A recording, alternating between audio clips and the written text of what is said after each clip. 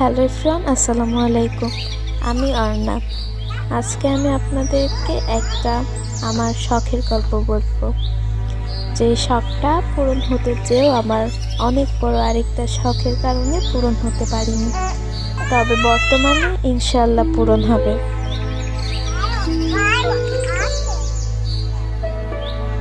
তো ছোটবেলা থেকে আমার একটা পার্সিয়ান বিড়ালের খুব শখ ছিল।